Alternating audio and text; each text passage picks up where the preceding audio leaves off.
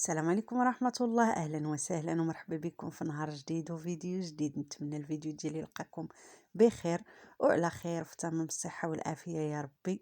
بريوش اقتصادي غزال خفيف ظريف ما فيهش بزاف د المقادير غنحضروا معكم اليوم ان شاء الله ونبداو على بركة الله. غادي نحتاجو 2 كيسان ديال الحليب اللي يكون دافي، غنزيد عليهم 2 معالق كبار مسوحين ديال الخميرة د الحبيبات اولا الخميره اللي موالفين كنعجنوا بها العاديه، وغادي نزيد السكر. بالنسبه لسنيده انا درت هنايا 3 د المعالق حيت كنبغي البريوش يكون مالح اكثر ما يكون حلو. اللي كيبغيه يكون حلو يدير من 5 حتى ل 6 ديال المعالق ديال سنيده. صافي غادي نطرب هاد العناصر وغادي نخلي ديك الخميره كتفاعل مع الحليب لمده ديال واحد 5 حتى ل 10 ديال الدقائق ونرجع ليهم باش نكمل العجينه ديالي. صافي هنا من بعد ما دازت ديك المده غادي نضيف واحد البيضه. اللي ما بغاش يدير البيضه كامله غادي يدير غير البيض ديال البيضه ويخلي الصفر باش ندهنوا به الوجه من بعد. اللي بغى يقتصد شويه غادي نزيد واحد سكر ديال فاني اولا شاصيه ديال السكر فاني، واحد 2 معلقات ديال الحليب نيدو اولا الحليب غبره.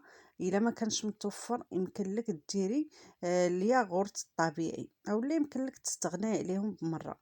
صافي غادي نحرك هاد العناصر وغادي نبدا نضيف الدقيق ديالي. بالنسبه للدقيق دائما استعملوا شي نوعيه اللي غادي تكون مزيانه الخاصه بالحلويات باش البريوش ديالكم يجي طالع وكيجي ناجح 100%. هنايا زدت 3 ديال الكيسان ديال الدقيق وغادي نزيد الرابع. في المجموع راه هزات ليا هاد البريوشه 5 ديال الكيسان اونص. 5 د الكيسان اونص. نتوما غتشوفوا على حسب الحجم ديال البيضه، يمكن اقل شويه يمكن اكثر شويه. صافي هنايا غادي نرد هاد العجينه تعجن ليا في العجانه. الا كانت ما متوفراش يمكن لك تعجنيها غير بيدك، ماشي ضروري العجانه. هنايا غير باش نزرب واحد شويه حيت دركني الحال داكشي علاش استعملتها. اما راه تقدري تزيد تعجني غير بيدك عادي، راه ما زعما ما كتحتاج لا قوه ولا جهد ولا والو. غدلكيها وصافي. هنايا انا زدت واحد شويه د الملحه وزدت 60 غرام ديال الزبده. هاد الزبده راه كتعطيها واحد الطراوه وكيجي هذاك البريوش خفيف ورطب، وحتى الا بقى عندك واحد يومين ولا 3 ايام كيبقى هشيش ما كيقصح ما والو. صافي انا زدت هذيك الزبده. العجينه هانتوما كي كتشوفوا راها كتجي خفيفه ومهويه، يعني ماشي كتكون قاصحه او لا، كتكون جاريه، يعني الا درتي فيها يدك راها كتلصق. هنا غنجيب واحد البول ندهن شويه يدي بالزبده وغادي نحاول نحول هذيك العجينه ردها لهاد البول باش نخليها تخمر. شفتوا العجينه راها كتلصق. هنا غندهن شويه يديا بالزيت باش ما تلصقش ليا العجينه في يدي. ما غنعجنها ما والو، غادي غير نجمعها باش نخليها تخمر على هذا الشكل. شوفوا تبارك الله راه طيبه ومدلوكه مزيان، يعني قداش ما كان البريوش ديالكم مدلوك كيعطيكم نتيجه احسن.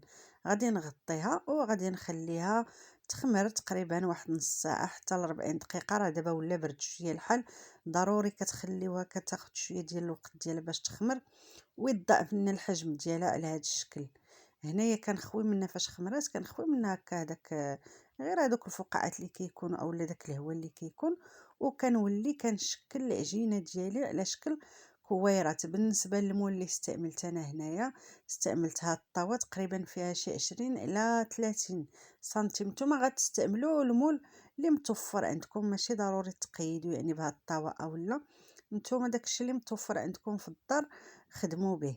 هنايا من بعد ما وجدتهم كاملين هاد الكويرات راه باقي كيخمروا وكيضاعف الحجم ديالهم. غادي نغطيوهم مزيان بالسلوفان وغادي نخليهم حتى يخمروا المره الثانيه. ضروري هاد المرحله د الخميره تخليو البريوش ديالكم يخمر المره الثانيه.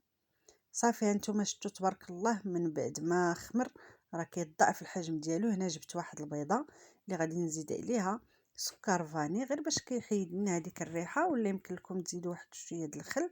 وغادي ندهن الوجه ديال هاد البريوش. الا ما بغيتوش ديروا البيض اولا الانسان اللي بغى يقتصد شويه ما يديرش هذيك البيضه، دهنوا لها وجهها غير بالحليب غير بالحليب وزينوه هكا بواحد شويه ديال الجنجلان اولا شويه ديال اللوز ايفيلي. انا خلطتهم، درت شويه ديال الجنجلان وشويه ديال اللوز اولا كاوكاو ايفيلي، ولا ديروا غير الجنجلان بوحدو راه كيجي زوين. ما عندكمش كاع نهائيا دردروا عليها غير سنيده، راه كتجي هاد الشهده زوينه وغزاله. بالنسبه للفران راه حنا كنكونوا سخناه، كنسخنوه من التحت ومن الفوق، حيت البريوش كيبغي الفران يكون سخون مزيان باش يطلع معكم ويعطيكم نتيجه مزيانه. وقداش ما خمر هذا البريوش كيعطي نتيجه احسن. هنايا انا غادي نزيد واحد شويه ديال الشكلاط غنزين به غير هكا في القنيتات. الا بغيتو ديروه من الداخل كيجي زوين، ولكن حتى هكا كيجي سايح من الجناب وكيعطي البريوش واحد الشكيل اللي زوين وجديد. صافي غادي ندخلها للفران لمده ديال ساعه تقريبا، ساعه قل 5 دقائق هكا، شي 55 دقيقه، حتى كطيب وتحمر ليا من التحت. شوفوا ما شاء الله راه كتحمر من التحت وكتحمر من الفوق، وفاش كندخلوها كتزيد تضاعف وكتزيد تطلع تبارك الله وكتجي على هذا الشكل. يا سلام.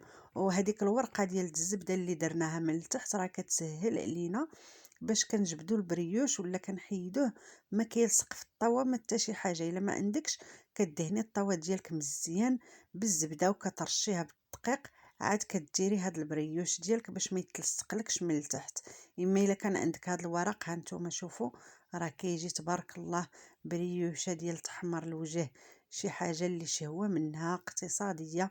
دائما في ظل هاد الاسعار اللي كيكونوا طالعين شويه كنحاولوا نديروا شي حويجات اللي يكونوا اقتصاديين ما فيهمش بزاف د المقادير، يكونوا في المتناول ديال الجميع باش ما نحرموش راسنا ووليداتنا من هاد الشيوات. ما شاء الله انا نقطع لكم طري، شوف كي جات من الداخل مهويه مفشفشه. يا سلام، ما عندي ما نقول داك الشيء. زاز لوز كتجي غزاله، جربوها اكيد غتعجبكم.